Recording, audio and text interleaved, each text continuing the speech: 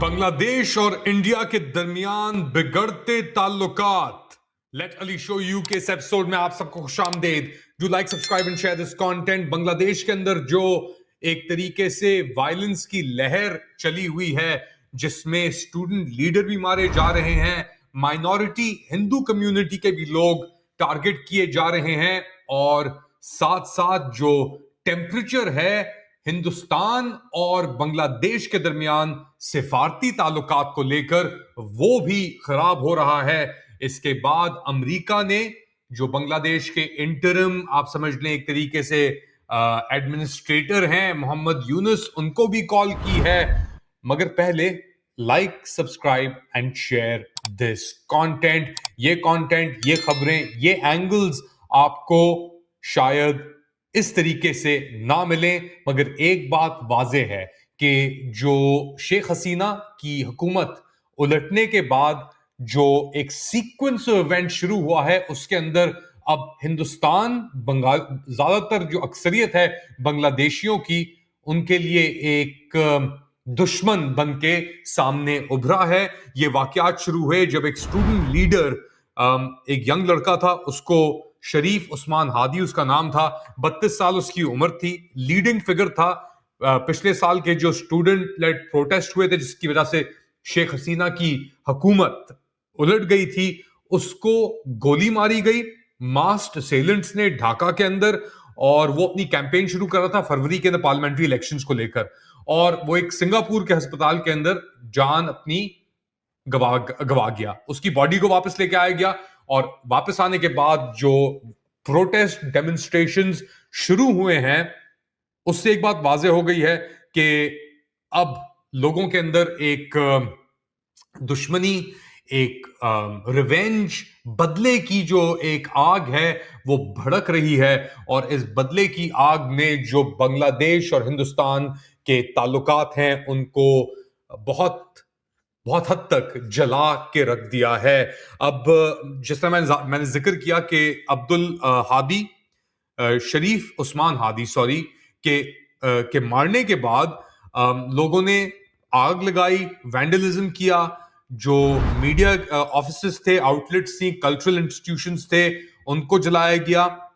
Daily star अखबार और प्रथम आलू करके जो हैं मीडिया आउटलेट्स, उनको टारगेट किया गया।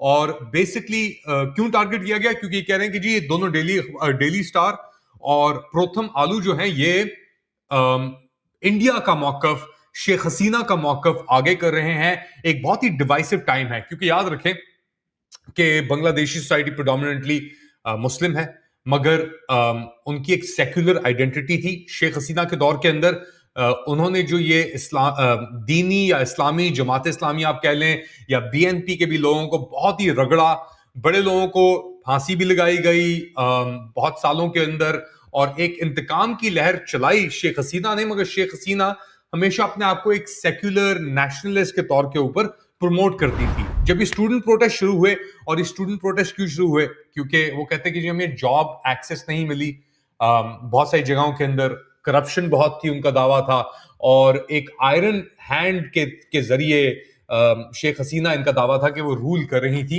तो उसके खिलाफ ये स्टूडेंट प्रोटेस्ट हुए, और उसके अंदर ये स्टूडेंट लीडर्स इमर्ज हुए जिन्होंने ऑर्गेनाइज किया और पूरे मौकफ को आगे बढ़ाया। अच्छा, शेख हसीना तो भाग के चली गई हिंदुस्तान, और हिंदुस्तान ने उन्हें पनाह भी दे दी, और अभी तक पनाह दी हुई है।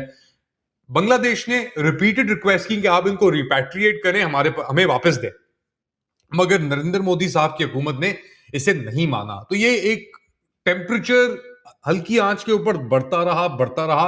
मोहम्मद यूनुस साहब, नोबेल विनर, वो भी आए इकोनॉमिक्स के, और उन्होंने भी सिचुएशन एक तरीके से संभालने की कोशिश तो की। सेंटिमेंट तो बहुत थे, स्टूडेंट लीडर्स का प्रेशर भी था, मगर सिचुएशन इस तरीके से संभल नहीं पाई। एनिमोसिटी लोगों के अंदर बढ़ती रही।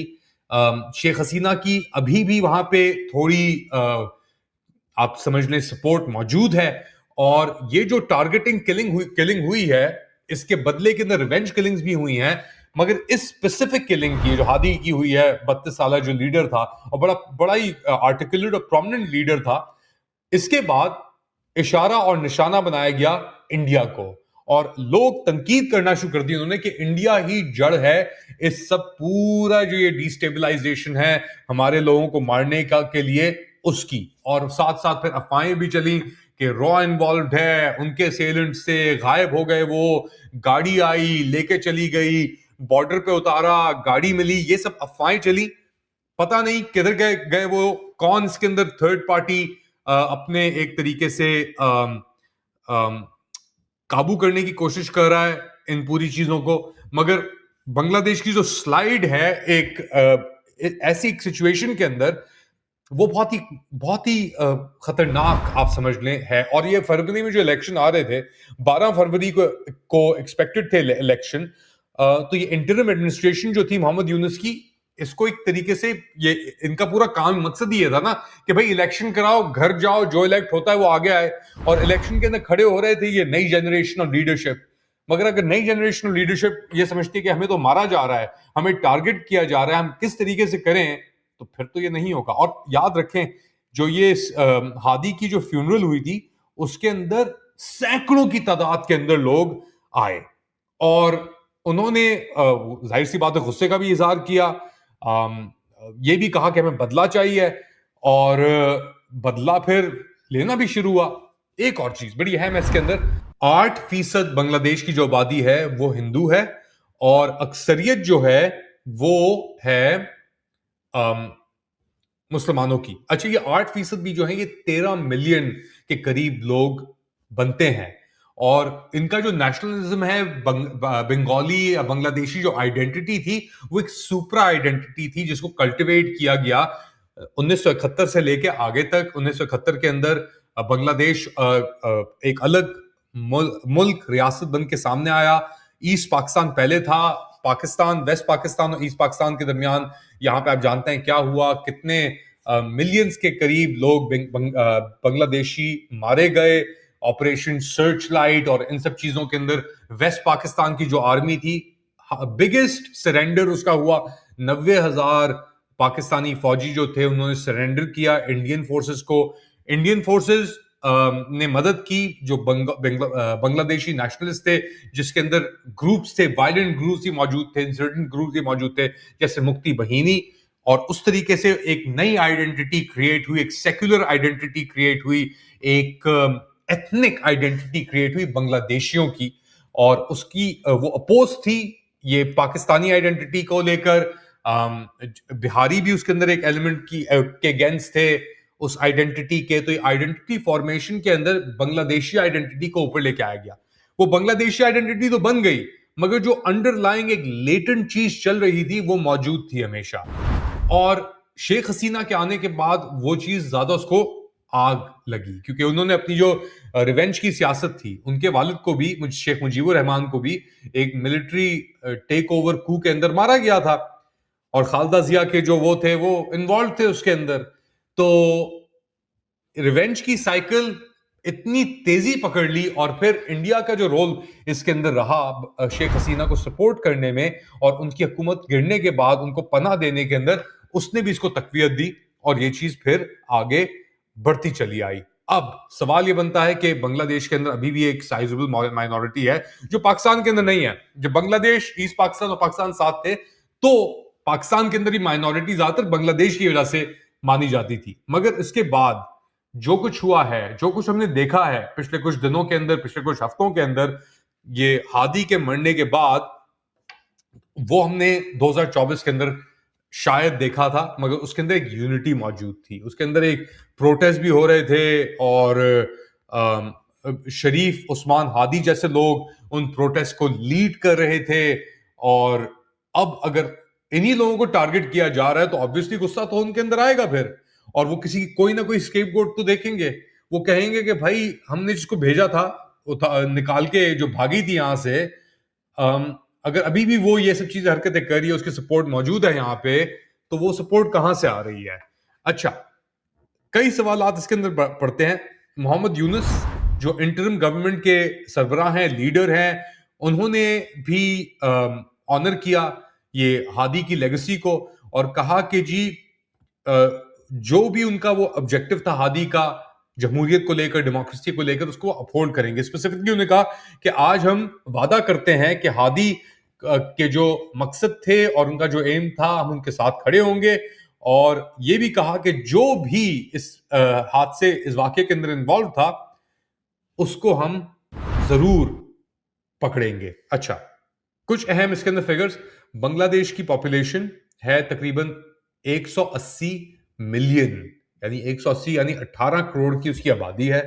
और 2 साल से ये सिलसिला चल रहा है। 2024 के अंदर शेख हसीना की हुकूमत उल्टी थी, मगर जो प्रोटेस्ट थे, स्टूडेंट प्रोटेस्ट थे जॉब्स को लेकर, स्पेशली जो गवर्नमेंट के अंदर जॉब्स हैं उनको लेकर, वो पिछले कोई 2 साल से ये इंस्टेबिलिटी की एक लहर चल रही है। मगर उसके बावजूद बांग्लादेश की इकोनॉमी फिर भी बढ़ती रही। अब ये सवाल है कि अगर इतनी खतरनाक सिचुएशन है कि जिन लोगों ने जमहूरियत के लिए लड़ा था उन्हीं को मारा जा रहा है, तो फिर कब तक ये चीज चलती रहेगी? और साथ साथ अगर इंडिया को इतना आप कर रहे हैं, उनके सफारत खाने बंद हो रहे हैं, सही है, इंडियन एम्बेसीज कॉन्सुलेट को बंद कर रहे हैं आप लोग, तो इंडिया का क्या किरदार होगा इसके अंदर? मोदी हुकूमत का क्या किरदार होगा? क्योंकि वेस्ट के ऊपर पाकिस्तान तो मौजूद है। अच्छा, पाकिस्तान के जर्नैल भी, ये साहिर शमशाद जो लास्ट CJCSC थे, वो भी गए हुए थे यहाँ पे, जनरल साहब। और ये आसिम मुनीर ने भी एक दावा किया हुआ है कि अब हम यहां से नहीं आएंगे, मगरिब से नहीं आएंगे, हम मशरिक से आएंगे, बांग्लादेश की तरफ से आएंगे। तो वो भी एक हॉट फ्रंट इंडिया के लिए, टू फ्रंट एक तरीके से शुरू हो रहा है। चाइना का भी इसके अंदर शायद किरदार होगा, क्योंकि चाइना की भी बड़ी इन्वेस्टमेंट्स हैं। अच्छा, और ये जो वायलेंस है ये अब सिर्फ ढाका तक महदूद नहीं रहा, ये और हिस्सों में फैल गया है, चिटागोंग के अंदर फैल गया है। वहां पे इंडियन असिस्टेंट हाई कमीशन को लोगों ने निशाना बनाया और वहां पे उन्होंने उसके ऊपर हमला भी किया। अच्छा, हिंदू जिसे मैं जिक्र किया उनको भी मारा जा रहा है। एक हिंदू के मरने की, यूथ के मरने की बात हुई है। I get the specifics for you कि अब ये अपना कम्युनल एक तरीके से ये एलिमेंट ले सकती है। Lynching of a Hindu in Bangladesh fans fears of rising intolerance. Muslim core workers accused the garment factory worker of blasphemy and dragged him into the streets when an angry mob murdered him. इसका नाम था दीपू चंद्रा दास, 27 साल इसकी उम्र थी। Garment factory worker था ढाका के बाहर। और 12 घंटे की शिफ्ट के ऊपर कहते हैं कि $150 बंदे को मिल रहे थे बेसिकली। और इसने कोई स्लाइड कमेंट मारा और उसके जो कोवर्कर्स थे उन्होंने इसके ऊपर इल्जाम लगाया तौहीन करने का दीन को, और फिर बाहर घसीटा और जहां पे इसको कत्ल कर दिया गया। और उसकी जो बॉडी थी उसको दरख्त के साथ लटका के जला दिया गया। 12 लोगों को बांग्लादेशी हुकूमत ने उसके बाद अरेस्ट किया, जिसके अंदर 2 लोग दास के साथ काम भी करते थे। ये न्यूयॉर्क टाइम्स की रिपोर्ट आ रही है जिससे मैं आपको पढ़ के कह रहा हूं। और पुलिस का कहना है कि जी वो वेरीफाई नहीं कर पा रहे कि क्या कहा था दास साहब ने जिनको मारा गया कि उनके खिलाफ ये कार्रवाई हुई। तो अब ये सेक्टेरियन एक नेचर अडॉप्ट कर रही है ये जो पूरी चीज है यहां पे। अच्छा, एक और के अंदर बड़ी अहम चीज है। हादी को तो मार दिया उन्होंने।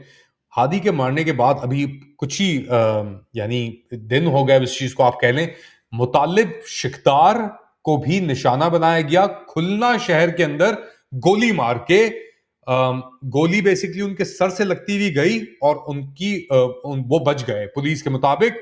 और बेसिकली इंटरिम हुकूमत के ऊपर और प्रेशर आ गया कि यार ये लोग जो बदले उतार रहे हैं, जो स्टूडेंट लीडर्स को मार रहे हैं, एक और बंदे को उन्होंने टारगेट किया है हादी के मारने के बाद। तो आप लोग क्या समझते हैं क्या हो रहा है बांग्लादेश में इस वक्त? किस तरह देख रहे हैं आप ये सिचुएशन अनफोल्ड होते हुए? इंडिया का रोल, बांग्लादेश का रोल, पाकिस्तान का रोल, इस पूरे खित्ते के अंदर एक आग सी लगी हुई है। इंडिया बड़ा पार्टनर है, इंडिया की इकोनॉमी भी राइज हो रही है, वहां पे मोदी साहब की हुकूमत भी है मजबूत। मगर आंगन में जब आग लगी हो तो घर का जलना आसान हो जाता है। और यहां पे आग पाकिस्तान में भी लगी हुई है, वहां पे भी हालात आपके सामने हैं। फील्ड मार्शल अपनी किसी और लेवल पे चढ़े हुए हैं, और इधर बांग्लादेश के अंदर भी हालात जो हैं वो बहुत खराब हैं। और इंडिया के अंदर शेख हसीना बैठी हुई हैं और उनको वापस करने का कोई इरादा नहीं है, वापस जाने का कोई इरादा नहीं है। और इन वाकयात के बाद इंडिया अब और भी परेशान होगा, क्योंकि अगर वहां से ये एक्सपेल करते हैं, ये वायलेंस होता है माइनॉरिटी हिंदूज के खिलाफ, तो फिर तो वो रुख करेंगे इंडिया का। ये हो चुका है पहले, बाय द वे, ये हो चुका है। बांग्लादेशी हिंदूज माइग्रेट करके गए हैं इंडिया, बॉर्डर क्रॉस उन्होंने किया है 1971 के अंदर, जब ये हो रहा था उस वक्त भी हुआ है, उसके बाद भी थ्रेट्स को लेकर हुआ है। मगर ये ऐसा ऐसा सिनारियो, ऐसी सिचुएशन पहले हमने एटलीस्ट पिछले कुछ दहाइयों के अंदर हमने नहीं देखी। तो मुझे बताएं आप लोग क्या समझते हैं, क्या हो रहा है कमेंट सेक्शन के अंदर। Do like, subscribe and share this content. थोड़ी देर बाद दोबारा हाजिर हूंगा अपडेट के साथ, तब तक के लिए